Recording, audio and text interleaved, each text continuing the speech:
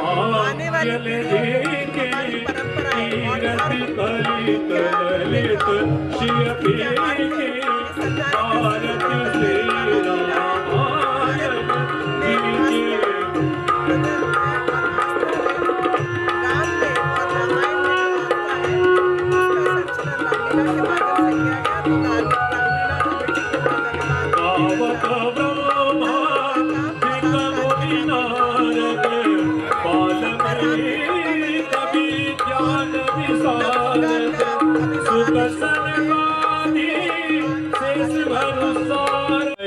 बहुत बढ़िया रहेगा।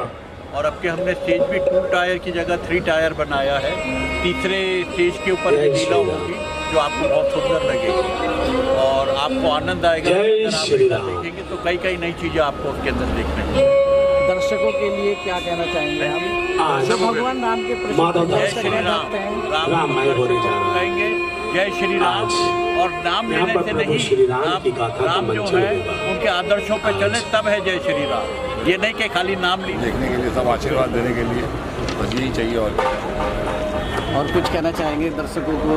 दर्शकों को यही कहना चाहेंगे कि ये जो रामलीला है ये हम बचपन से देखते आ रहे हैं। जब हम दिल्ली आते थे तो आज तक हमने जितनी भी बार आए हैं एक ही रामलीला देखी है और वो ये रामलीला है। तो बहुत शुभ अवसर है कि इस बार 100वें साल में मुझे हनुमान जी की सेवा करने का मौका मिल रहा है और बहुत ही उम्दा होगी, बहुत ही बढ़िया होगी।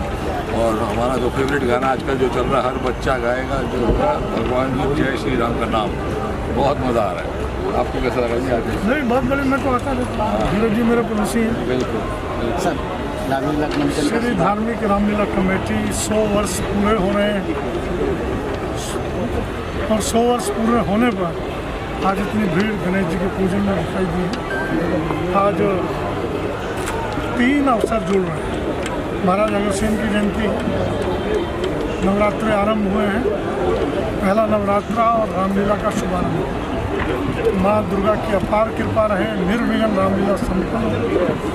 एक ऐतिहासिक रामलीला है और दिल्ली के लोगों पर ये रामलीला राज करती है।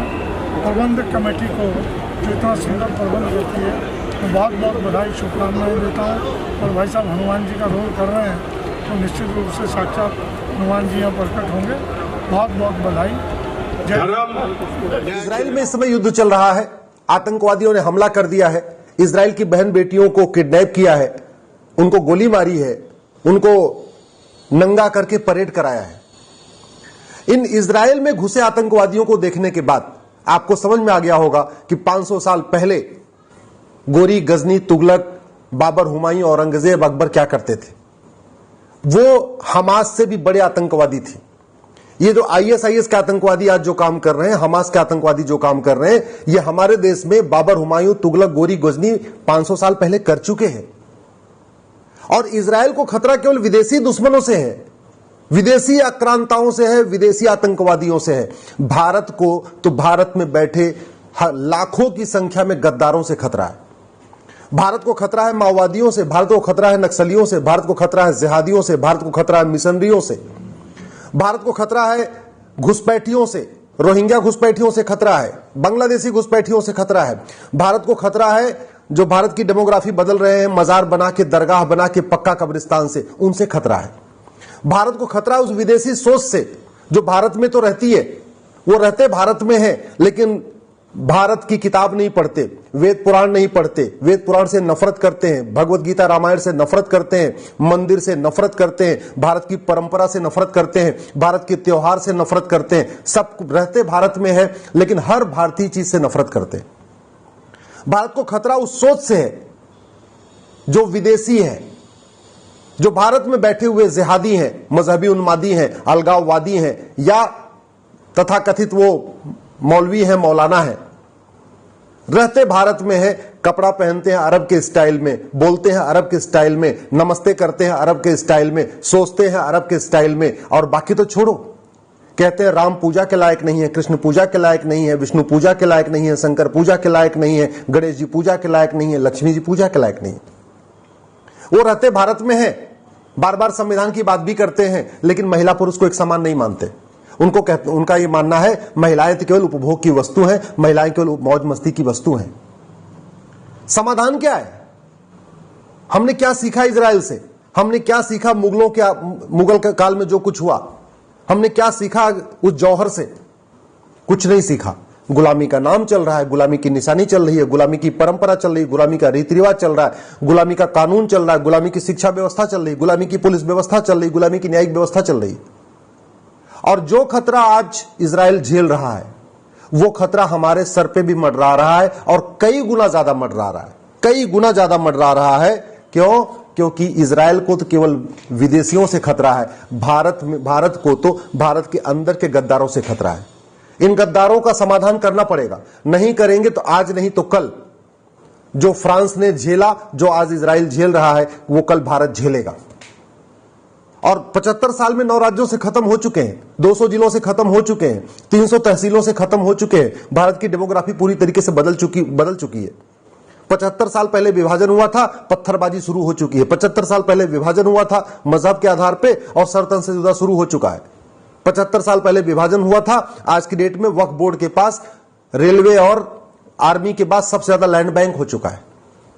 तो भारत को खतरा जिहादी संगठनों के साथ साथ जिहादी कानूनों से भी है। भारत को खतरा 1954 के उस कानून से है जो भारत की चिकित्सा व्यवस्था को एकदम निस्ताबूद करता है। भारत को खतरा 1985 के उस कानून से है, कांग्रेस ने जो बनाया था, जिसने 60 लाख बांग्लादेशी घुसपैठियों को भारत का नागरिक बना दिया, उसको सेक्शन 6 से कहते हैं। भारत को खतरा 1991 के प्लेस ऑफ वर्शिप एक्ट से है। भारत को खतरा 1992 के माइनॉरिटी कमीशन एक्ट से है। भारत को खतरा 1995 के वक्फ एक्ट से है। भारत को खतरा 2012 के उस राइट टू एजुकेशन एक्ट में जो बदलाव किया गया उससे है, जिसके अंतर्गत कांग्रेस ने मदरसों को राइट टू एजुकेशन के दायरे से बाहर निकाल दिया गया। जो भारत के खतरे हैं ये तू मैं करने से खत्म नहीं होंगे, नूरा कुश्ती करने से खत्म नहीं होंगे। जो भारत के सामने खतरा है वो दल गुलामी करने से खत्म नहीं होंगे, नेताओं की जय जयकार करने से खत्म नहीं होंगे, पॉलिटिकल पार्टियों की हाहाकार करने से खत्म नहीं होंगे। ये जो खतरे खत्म होंगे ये नियम कानून बदल के होंगे। याद रखिए, लच्छेदार भाषण देने से, तू मैं करने से, आरोप प्रत्यारोप करने से, नूरा कुश्ती करने से, बतौलेबाजी करने से कोई समस्या खत्म नहीं होगी, न हुई है न आगे होगी। जिहाद बढ़ रहा है, मजहबी उन्माद बढ़ रहा है, धर्मांतरण बढ़ रहा है, रोहिंग्या घुसपैठ बढ़ रही है, बांग्लादेशी घुसपैठ बढ़ रही है, सड़क के किनारे अवैध निर्माण बढ़ रहे हैं, मजारें बनती चली जा रही हैं, मदरसे बनते चले जा रहे हैं, दरगाहें बनती चली जा रही हैं, सब कुछ तो बढ़ रहा है। क्या रुक रहा है? अगर हम नहीं जागे, अगर जातियों में बटे रहे, भाषा के आधार पर बटे रहे, क्षेत्र के आधार पर बटे रहे, पंथ के आधार पर बटे रहे और अगड़े पिछड़े के आधार पर बटे रहे, दलित सवर्ण के आधार पर बटे रहे, तो याद रखना, जैसे पाकिस्तान से भगाए गए थे ना दौड़ा दौड़ा के, अफगानिस्तान से दौड़ा दौड़ा के भगाए गए थे, बांग्लादेश से दौड़ा दौड़ा के भगाए जा रहे हैं, ऐसे एक दिन भारत से भी भगाए जाएंगे। और भारत में भगाए गए हैं। कश्मीर से दौड़ा के भगाए गए, नागालैंड से दौड़ा के भगाए गए, कुछ दिन पहले मणिपुर से दौड़ा दौड़ा के भगाए गए, मेघालय खाली हो चुका है, पूरा नॉर्थ ईस्ट खाली हो चुका है, पंजाब में बहुत बड़े पैमाने पर कन्वर्जन शुरू हो चुका है, तो नॉर्थ ईस्ट भी गया, भारत के 200 जिले हाथ से निकल गए, भारत की 300 तहसीलें हाथ से निकल गई, भारत के 9 राज्य हाथ से निकल गए। फिर बचा क्या है? समाधान यह है, इस मैकाले की शिक्षा को बदला जाए। 10वीं तक सबको भारत की शिक्षा, भारतीय शिक्षा यानी वेद पुराण गीता रामायण पढ़ना अनिवार्य किया जाए। भारत को अगर बचाना है, भारतीय परंपरा को बचाना है, जो विदेशी गुलामी की सोच है, जो जिहादी सोच को खत्म करना है, तो गुलामी के नाम मिटाने पड़ेंगे। किसी भी आक्रांता के नाम पे कोई सड़क मोहल्ला गली नहीं होनी चाहिए। ये बाबर, हुमायूं, तुगलक, गोरी, गजनी के नाम पे जो दुनिया भर की सड़कें बनी हैं, मोहल्ले बने हैं, जिले बने हुए हैं, तहसीलें बनी हैं, बिल्डिंग बनी है, सड़क, ये सब खत्म होना चाहिए। केवल भारतीयों के नाम पे ही सड़क मोहल्लों का नाम होना चाहिए।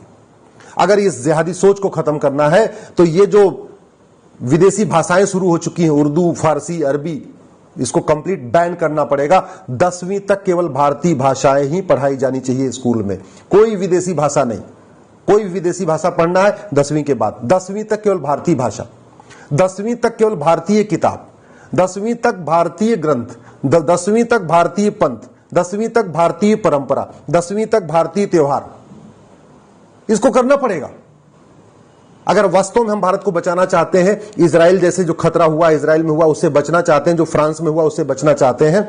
हमें इस पुलिस व्यवस्था, सड़ी हुई पुलिस व्यवस्था को उठा के कूड़े के डब्बे में डालना पड़ेगा। 1861 का कानून बदलना पड़ेगा और तत्काल हमें एक भारतीय पुलिस संहिता लागू करना पड़ेगा।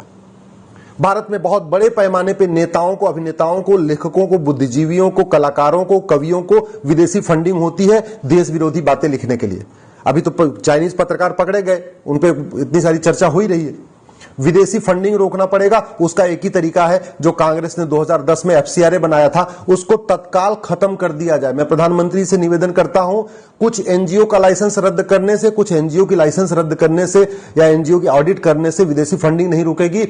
एक बार आप पहले 2010 का एफसीआरए खत्म कर दीजिए। नहीं चाहिए हमें विदेशी फंडिंग। क्यों चाहिए विदेशी फंडिंग? भारत में इतने सक्षम लोग हैं, हम अपना देश का अपना काम कर लेंगे। काहे लिए विदेशी फंडिंग चाहिए? जो विदेशी फंडिंग लेते हैं ये देश के खिलाफ काम करते हैं।